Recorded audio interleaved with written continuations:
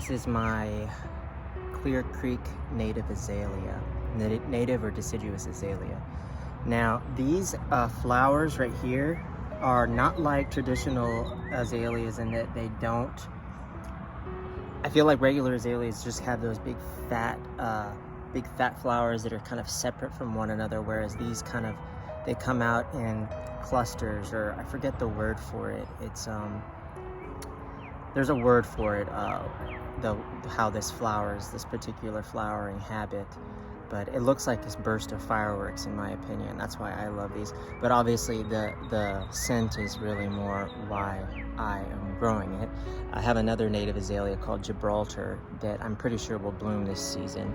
Both of these are going to be planted near each other. I actually think I'm moving this from this brick retainer wall container thing I did, and I kind of want this to be with the Gibraltar, because the Gibraltar is like a deep orange copper tone to it, and it's like a solid color, whereas this is very light or a very bright yellow with a light throat that's whitish pink. I don't know if you can really, the pink doesn't translate too well in here. You can see the tubes are kind of pink.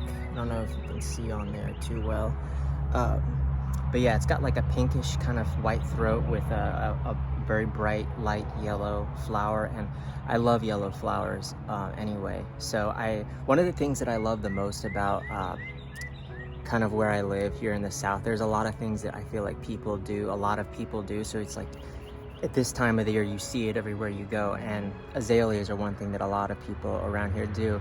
And I love the color coordinations of azaleas that people do. Most of the azaleas people grow around here are non-fragrant, so that doesn't necessarily mean that they're not native, they're just non-fragrant varieties. Whereas my favorite types of azaleas are the native ones that have fragrant flowers, and both the Gibraltar and the Clear Creek do have fragrant flowers. The Clear Creek is an aromi azalea, whereas the Gibraltar would be an expiry. Both of them are deciduous, they lose their leaves. Both native azaleas in general get really, really big, but I just love the combining colors. Like I love the pinks with the darker pinks, or the reds with the whites. Myself personally, I really wanted to do like a yellow like this with a deep orange, but I also really would love to do 2 shades of pink, like a very, very light pink with a darker, almost reddish pink, or maybe like a red with a violet. Something like that I think would be really, really beautiful, and I just love it. It just makes my soul sing. Anyway, on to the fragrance of this. It is, I would say it's lightly fragrant. Well, no, I would say it's moderately fragrant, light to moderately fragrant, but it's a very unique smell. There's like a hint of talcum to it, I think. It reminds me of something very southern in the way that it smells. It's almost got kind of a bite to it.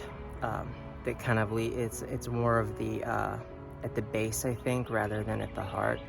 The heart of it would be more like talc, or just has kind of got this powdery sweet kind of smell to it, but it's also floral.